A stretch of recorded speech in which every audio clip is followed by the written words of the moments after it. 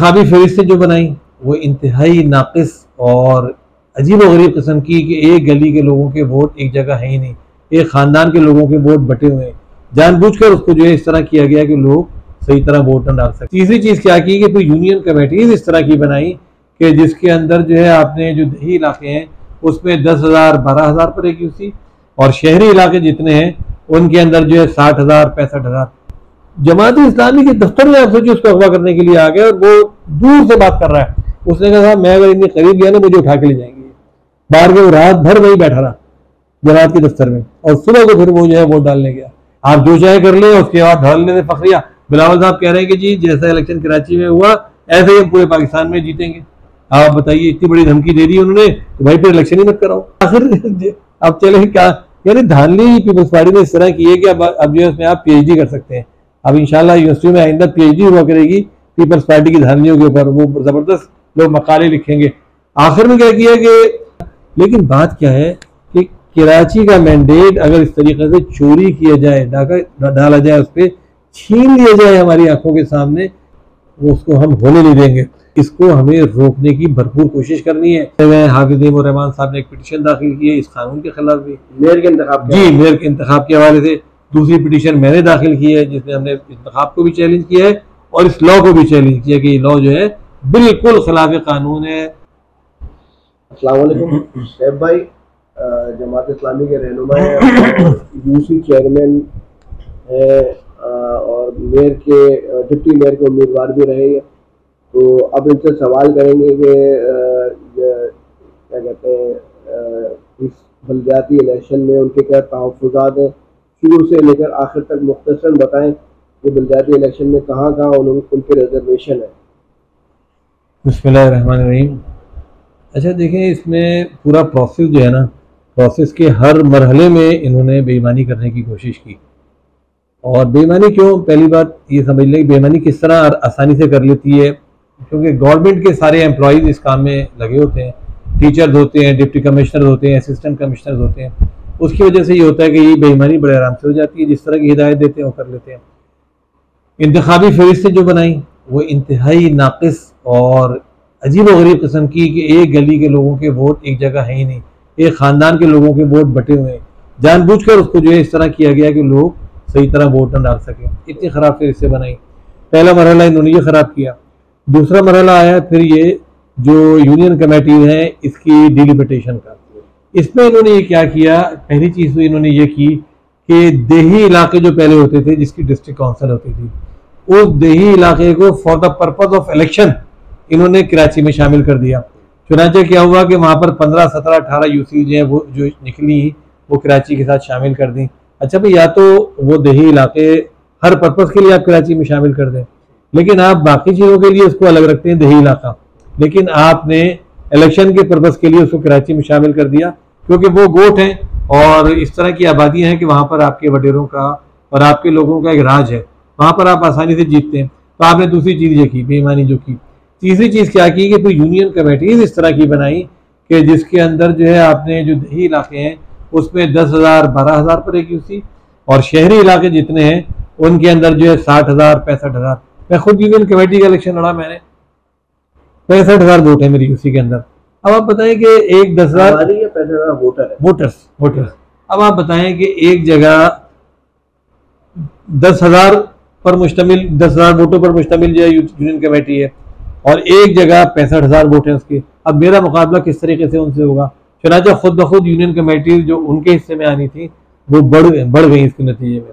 फिर टाउन बनाने में इस कदर बेईमानी की इन्होंने कि टाउन को इस तरकीब से बनाया कि जो यूनियन कमेटी जिनकी हो सकती थी, जहाँ ये बेईमानी करके जीत सकते थे, उनको हर जगह, जैसे पीसी मैं जहाँ का चेयरमैन हूँ, 3 इन्होंने यूसी दी सोसाइटी की और 5 यूसी दी चुनेसर गोट और उसके आसपास की, और उनको मिला के एक टाउन बनाया क्योंकि इनका ख्याल ये था कि 5 में तो हम जीत जाएंगे, 3 में जमात वाले जीतेंगे, तो 5 में अक्सरियत हमारी होगी, हम खुद ब खुद अपना चेयरमैन बना लेंगे टाउन का। हालांकि उसके बावजूद ये हुआ कि 5 में से 8 में से सिर्फ 2 यूसी ये जीत सके और 6 हार गए। लेकिन इन्होंने फिर एक पीटीआई की यूसी खाई, एक जमात इस्लामी की यूसी खाई। जीतने के ऐलान के बाद इन्होंने अगले दिन रिजल्ट तब्दील कराया आरओ से। तो दूसरा मरहला टाउन की बात करें, ये चुनेसर टाउन की चुनेसर टाउन के अंदर ये हुआ। अच्छा, फिर मरहला आया है इसका इंतखाबात का, वोटिंग वाले दिन का। वोटिंग वाले दिन इन्होंने हालात पुरअमन रहे, लेकिन हर तरह की धांधली और बेईमानी करने की कोशिश की। जगह जगह जाली वोट पकड़े गए, जगह जगह जाली वोट जो लोग डालने की कोशिश कर रहे थे, बाहर के कहीं डाल सके और कहीं नहीं डाल सके, ये किया इन्होंने। फिर तीसरा इन्होंने क्या किया कि सारा दिन पोलिंग हुई, लोगों ने वोट डाले जिस तरह के भी पड़े, ज्यादातर इलाकों में सही पोलिंग हो गई, शहरी इलाकों में बिलखसूस ज़ाहिर है ये वो काम नहीं कर सके। रात के वक्त इन्होंने क्या किया कि जब ये वोट्स कंपाइल करने का टाइम आया प्रिजाइडिंग ऑफिसर्स के रिजल्ट को, तो इन्होंने जो रिजल्ट हमें दिए गए थे, प्रिजाइडिंग ऑफिसर ने दिया था, फॉर्म 11 पर रिजल्ट दिया जाता है, उसके बजाय रिटर्निंग अफसर ने अपने तौर पर एक जाली रिजल्ट बनाया, अपेंडिक्स ए कहते हैं उसको, उस अपेंडिक्स ए को जारी कर दिया। और जो बिल्कुल गलत, यानी आप सोचिए औरंगी टाउन के अंदर एक हमारे जो मुदस्सिर साहब हैं वो 7,000 वोटों से जीते और पीपल्स पार्टी के कैंडिडेट को 1200 वोट मिले थे। उन्होंने जो रिजल्ट जारी किया उसमें क्या किया कि पीपल्स पार्टी के कैंडिडेट के 4,500 वोट कर दिए और जमात इस्लामी के कैंडिडेट के 4,000 कर दिए, 500 वोटों से जितवा दिया। इस तरह से फॉर्म 11 आया था उसके अंदर। जी, फॉर्म 11 पूरे हमारे पास थे, फॉर्म 12 नहीं दिया था। नहीं, फॉर्म 12 भी हमारे पास था, फॉर्म 12 भी हमारे पास। लेकिन क्या किया उसके बाद बनती है ये सारी रिजल्ट कंसोलिडेट होते हैं, प्रिजाइडिंग ऑफिसर सारे रिजल्ट भेजता है किसको, रिटर्निंग अफसर को, और रिटर्निंग अफसर फिर उन वोटों को कंपाइल करके एक इब्तिदाई नतीजा जारी करता है रात को या सुबह अगले दिन। उसने जो रात को सुबह अगले दिन नतीजा जारी किया वो बिल्कुल डिफरेंट। अच्छा जी, ये कर दिया आपने। अब उसके बाद दूसरी बेईमानी क्या शुरू की इन्होंने कि जहां ये काम नहीं कर सके वहां जहां रिजल्ट अनाउंस हो गया, अपेंडिक्स ए भी सही अनाउंस हो गया, जैसे चुनेसर टाउन की यूसी की जिक्र कर रहा हूँ, 2 का, एक पीपल्स पार्टी की यूसी जो यूसी नंबर 4 है गालिबन, और इसकी पीटीआई की सॉरी, और एक जमात इस्लामी की यूसी नंबर 6, इनके रिजल्ट अनाउंस हो गए थे, जमात के अपेंडिक्स जारी हो गया था। इन्होंने क्या किया, रिकाउंटिंग की दरखास्त डलवाई कि जी अपने आदमी से रिकाउंटिंग की दरखास्त बिला किसी वजह के। सुबह को उसने बैठ के रिकाउंटिंग की, रात को थैलों में तब्दीली की, रात को कई 100 वोट उसने जाली भरे, जमात के वोट निकाले, सुबह को गिनती करने बैठ गया और कल जमात हार गई। तो ये इन्होंने मुख्तलिफ जगह ये वाला काम किया। तो हर मरहले पर जितनी बेईमानी ये कर सकते थे इन्होंने की। और आखिर जो उसके बावजूद जमात इस्लामी ने 87 चेयरमैन जीते, पीटीआई के पास 42 या 43 चेयरमैन थे, दोनों की मिला के अक्सरियत हो रही थी। अब इनको चाहिए थी कि हम दूसरी गड़बड़ करें, तो पहला मरहला तो इन्होंने ये किया कि पहले नजमी आलम साहब को कैंडिडेट बनाया था, बाद में जो ऊपर की सरकार है इनकी, जो खानदान बरसर इख्तिदार है, बादशाहों का खानदान इनका, उसने फैसला किया नहीं जी नजमी आलम जो कि आम आदमी है वो इलेक्शन नहीं लड़ेगा। इलेक्शन कौन लड़ेगा, मुर्तज़ा वहाब। इसी तरह सिंध के दीगर शहरों में भी इन्होंने कुछ जगहों पर तब्दीली की। चुनांचे अब इनको क्या करें, इलेक्शन तो हो चुका, उन्होंने तो इलेक्शन नहीं लड़ा जिनको चाहते हैं। इन्होंने कानून, यानी एक आप समझिए कि इलेक्शन का मरहला शुरू हो चुका, यूनियन कमेटीज के चेयरमैन जीत चुके, काउंसिल के मेंबर बन चुके, अब आप दरमियान में एक लॉ ला रहे हैं। और पहले लॉ ये था कि यूनियन इसका काउंसिल का कोई भी आदमी जो जीता हुआ आदमी है वो मेयर बन सकता है या चेयरमैन बन सकता है, वो बराह रास्त हो या मखसूस पे इलेक्टेड होना चाहिए।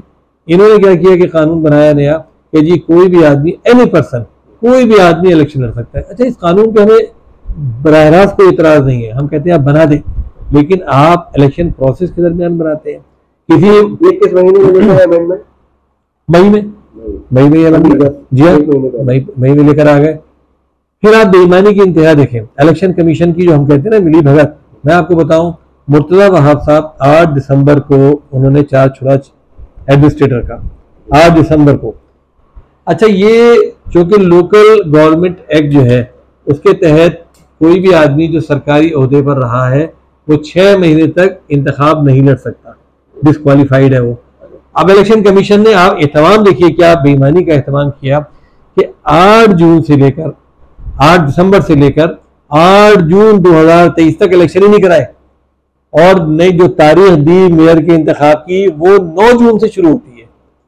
9 जून से मतलब पूरे 6 महीने मुर्तज़ा वहाब साहब को इस काम के लिए फराहम किए गए कि वो अपनी जो उनकी डिस्क्वालिफिकेशन थी उसको खत्म करवा ले, जो एडमिनिस्ट्रेटर के तौर पर वो रहे थे सरकारी ओहदे पर वो खत्म हो जाए और वो इलेक्शन लड़ सके। टाइम पीरियड कितना बताया आपने? 6 महीने था, सही है ना, 6 महीने पूरे एग्जैक्ट एक एक दिन काउंट करके जो है इलेक्शन कोर्ट में चैलेंज ना हो सके, हाँ, ताकि उनकी डिस्क्वालिफिकेशन ना बन सके और वो चैलेंज ना हो सके। तो देखिए ये फिर क्या किया कि इस कानून को बनाया रिट्रोस्पेक्टिव इफेक्ट से। आप कानून बना रहे हैं 2023 में और आप क्या कह रहे हैं कि ये कब से नाफिजुल अमल होगा, 31 दिसंबर 2021 से है। तो भाई आप इस दौरान की जितनी भी गलतियां हैं सारी कवर करनी चाहते हैं। तो ये जो सिलसिला है ना, फिर उसके बाद क्या है कि हमने इलेक्शन कमीशन में दरखास्तें दी, आखिरी मरहला शुरू हुआ। हमारा ख्याल था कि शायद इलेक्शन कमीशन को ईमानदाराना फैसले कर ले। इलेक्शन कमीशन ने हमारी दरखास्तें टेकअप कर ली और उसकी समाज शुरू कर दी। हम बड़े खुश हुए कि भाई अच्छा हो गया। हमने पहले ही दिन जिस दिन हम गए इलेक्शन कमीशन में सारे फॉर्म 11 जिनमें हमारी शिकायतें थी उनको जमा करा दिए। उन्होंने कहा जी बहुत अच्छी बात हो गई।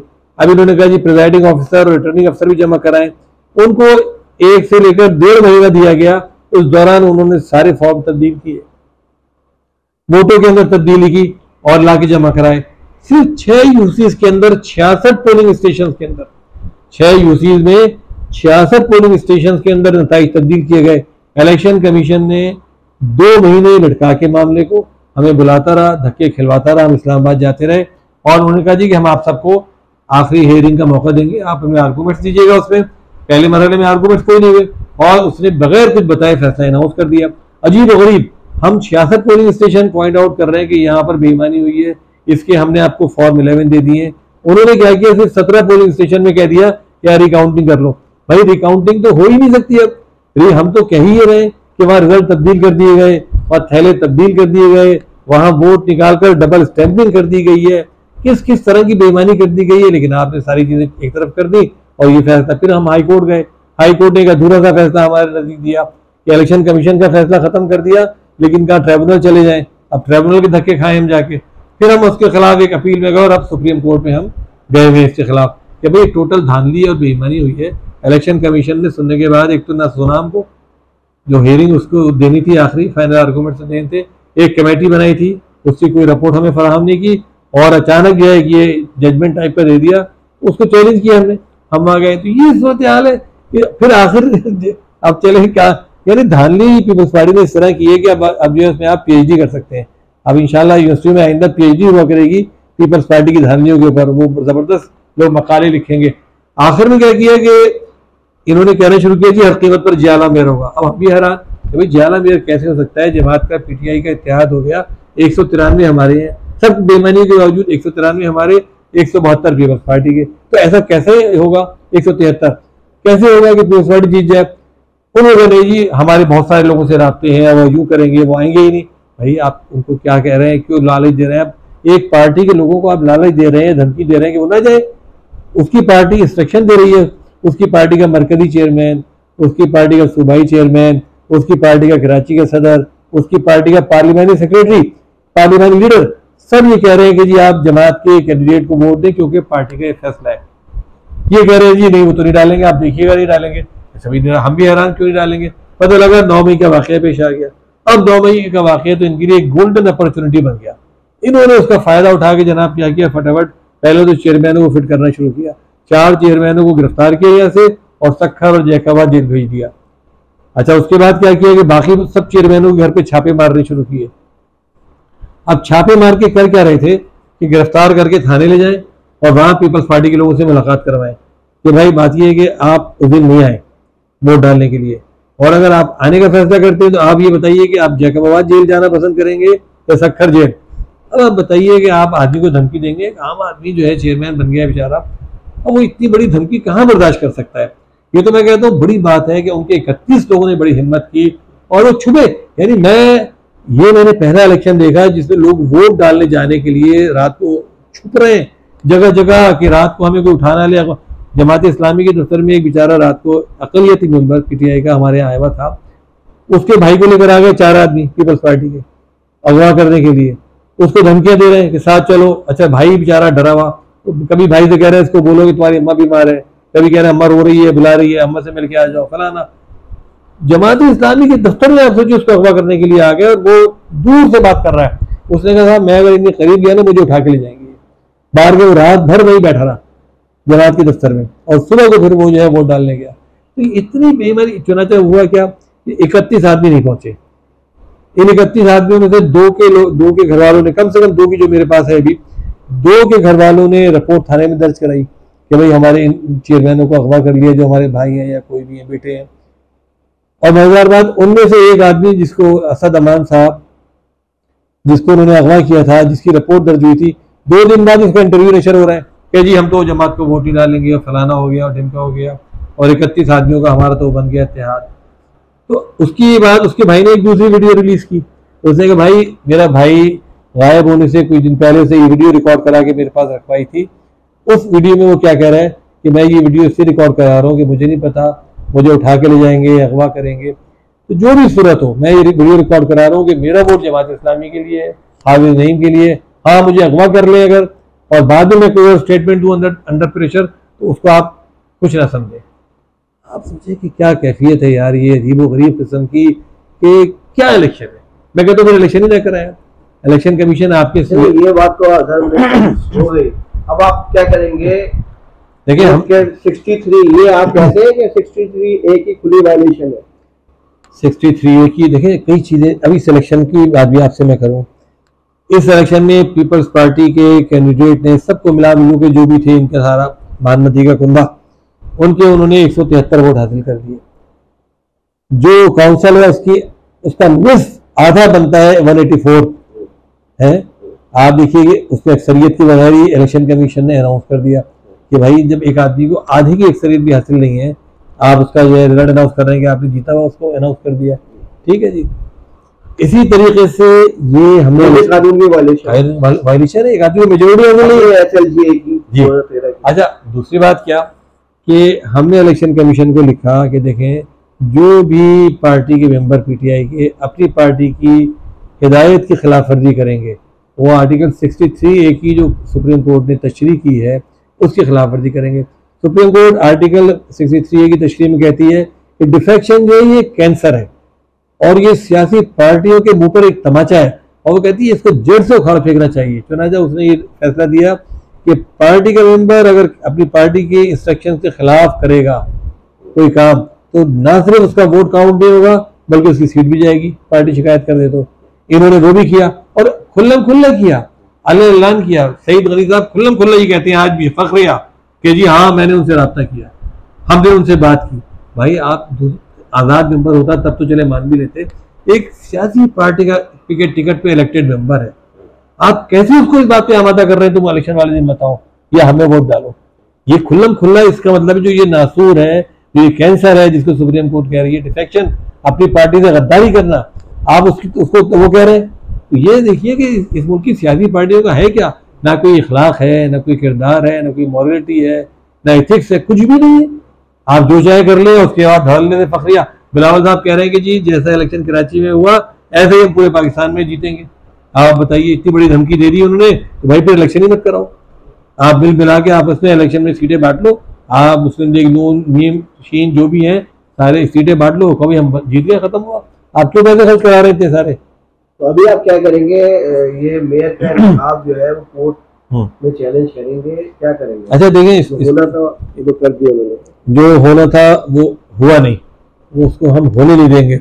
इसलिए उसकी वजह है, देखिए अगर इस धांधली को तस्लीम कर लिया जाए, इस धांधली पर सर झुका दिया जाए। अब वो कहते हैं बड़ी प्यारी प्यारी बातें करते हैं, यार मिल के बैठते हैं, कराची की डेवलपमेंट की बात करते हैं और फलां करते हैं, ढिमका करते हैं। भाई आप किसी के घर पे कब्जा कर ले और फिर क्या, छोड़ो यार कब्जे अपने की बात का हो, हम दूसरी कुछ बात करें, बाहर फुलवारी कैसी लगेगी और सड़क कैसी बनेगी। भाई इसके घर पे कब्जा छोड़ो। अगर इस कब्जे को तस्लीम कर लेते, जमात इस्लामी के लिए मेयर ना बनना कोई बहुत बड़ी बात नहीं है। पिछला मेयर भी हमारा ही था, वसीम अख्तर साहब थे, इतने दिन से इंतखाब नहीं हुए, हमारा मेयर नहीं था।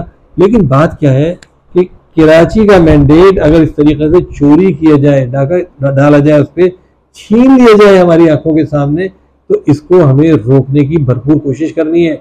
दूसरी बात क्या अहम तरीन है कि कराची के जो लोग हैं वो नाउमीद हो रहे हैं, वो मायूस हो रहे हैं इस अमल से। वो कहते हैं किस शक्ल पर रोकेंगे? अच्छा उसकी शक्ल हमने, मैं आपको बताता हूँ, उसकी हमने सारी शक्लें हमने उसकी तय कर ली हैं। उसके लिए हम कोर्ट में चले गए। हाफिज नईम और रहमान साहब ने एक पिटीशन दाखिल की है इस कानून के खिलाफ भी, मेयर के इंतखाब, जी मेयर के इंतखाब के हवाले से। दूसरी पिटीशन मैंने दाखिल की है जिसमें हमने इंतखाब को भी चैलेंज किया है और इस लॉ को भी चैलेंज किया कि ये लॉ जो है बिल्कुल खिलाफ कानून है, अनएथिकल है, इमोरल है। इस कानून की कोई एब इनिश्योर और नर एंड वॉइड है ये कानून, इसकी कोई हैसियत नहीं। नंबर एक बात ये। दूसरी बात यह है कि सिटी काउंसिल के अंदर हम इस बात की भरपूर कोशिश करेंगे कि जो भी अक्सरियत बनती है उसका मेयर आना चाहिए, चाहे उसके लिए अदम एतमाद की तहरीक लानी पड़े, बजट को नामंजूर करवाना पड़े, जो भी करना पड़े, इंशाअल्लाह ताला हम इसके लिए भरपूर जद्दोजहद करेंगे। और तीसरा क्या है कि हम पब्लिक के पास जाएंगे और उनको हर कीमत पर इस तरह राजी करेंगे कि आप मायूस मत हो, इस अमल से मायूस ना हो। मायूस अगर होगा एक दफा तो आपकी नस्लें बर्बाद हो जाएंगी। इसलिए आपको खड़े रहना है। जमात खड़ी हुई है और इंशाअल्लाह ताला ये जो इस पूरी उसको जो है अपने आज़म के अंदर, जज्बे के अंदर और जद्दोजहद में तब्दील करें।